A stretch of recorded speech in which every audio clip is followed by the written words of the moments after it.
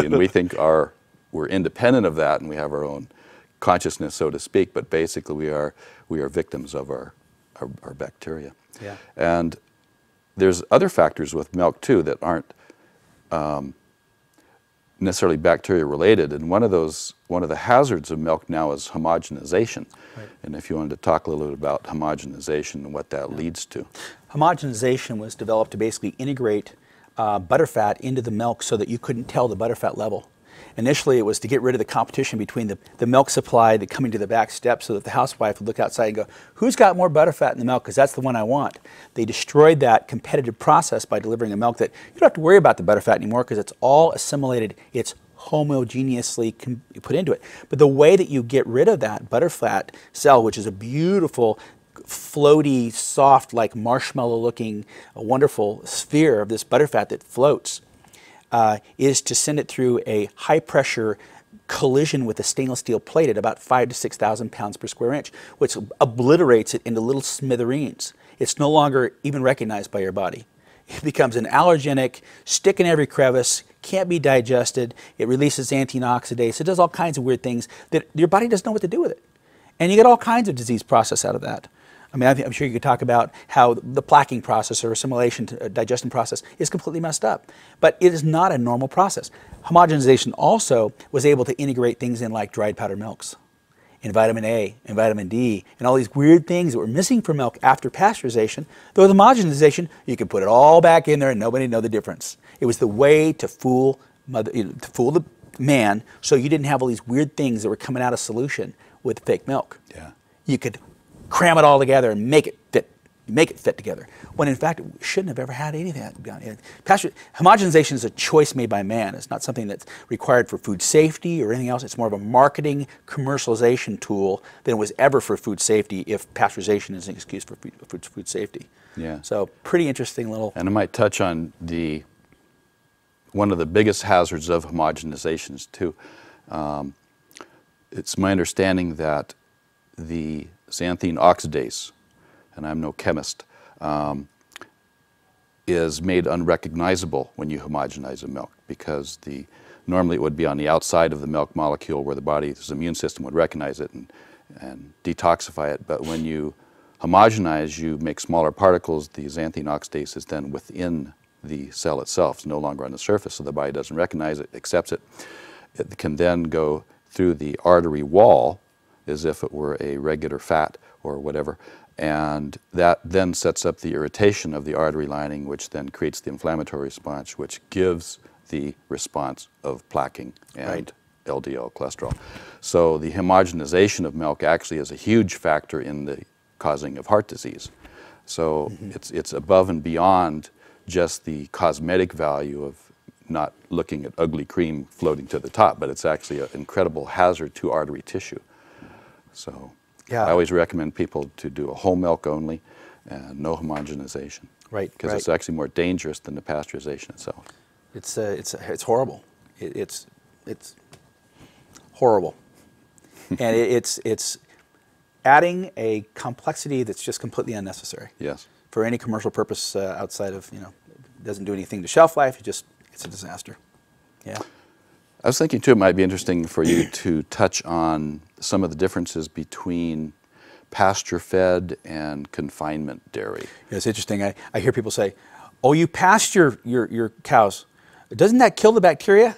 People really don't know what they're talking about. Pasture is a green, lush place cows should be.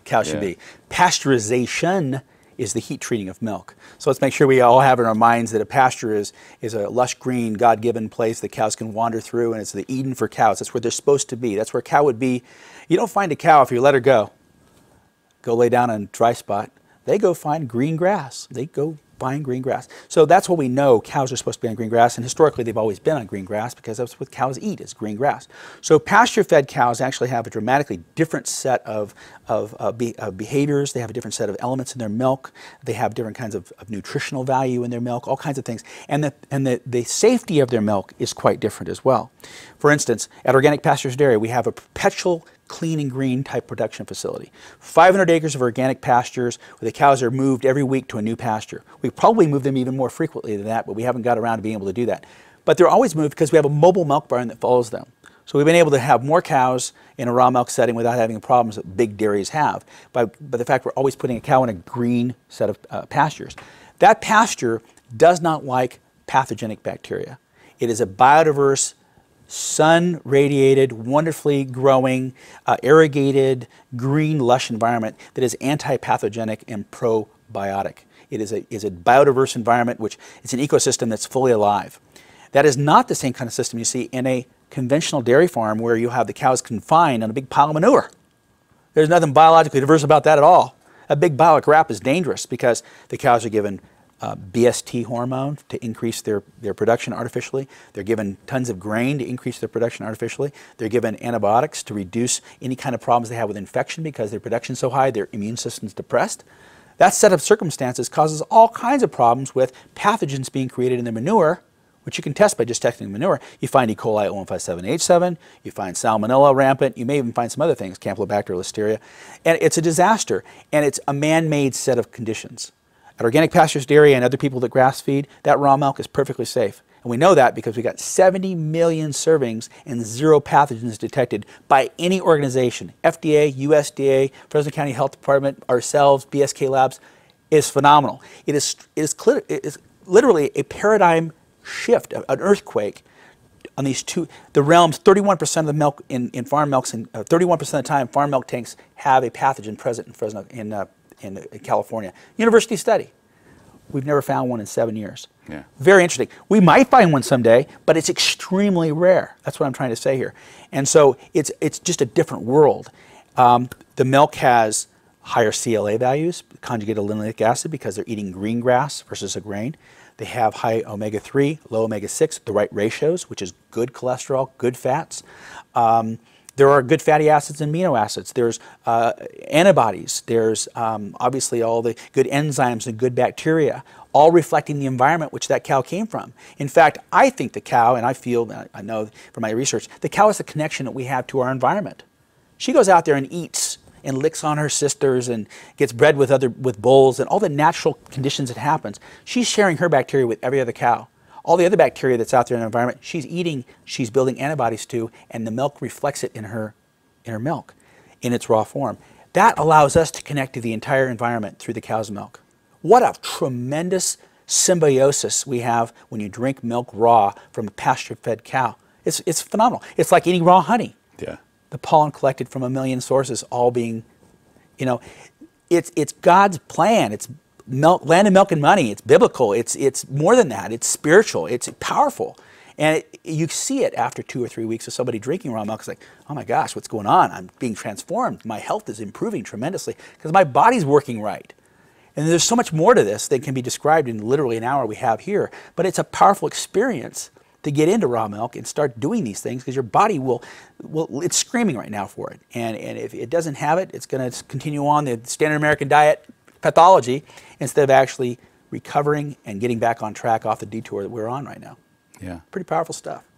I always like to use the idea of the story of Heidi. Remember the story of Heidi in the old days, where the girl from the city went up into the mountains to visit the grandfather and had goat milk and butter and cream. And special goats would have special diets of different herbs for the particular medicines for people. And I always feel that the raw milk movement, in a way, is the Heidi clan. And that it's something that the people in the city don't understand. See, they have never been exposed to that type of thinking. Fresh air, pasture-fed, whole cream, etc. Yeah. So it's very interesting. Also, going back to bovine growth hormone for a moment. Do we have to? We don't have to, but it's interesting that the United States is the only country that allows it because Monsanto is in charge of most things in that arena. And it's incredibly a toxic substance. And not only that, the only one that allows it, the other companies condemn it. Yeah. I mean, the EU won't have no part of it. Australia wants no part of it. Canada, I mean, they're just like, no, stay away. Yeah. And here we promote it like it's candy. So here we promote it, and people have that with their milk, and there's all kinds of things that go along with bovine growth hormone we won't go into, but people can look that up if they're interested. It's interesting that there are some large dairy co-ops now where they're saying no more BST. The dairy industry right now is having a big problem with oversupply of milk and underconsumption of milk. There's a lot of cheese being made on pizzas, but nobody wants to drink the fluid milk. The fluid milk consumption is flat or falling just slightly. And they're saying, hey, we want more and more milk cell, more and more milk cell. Well, what are the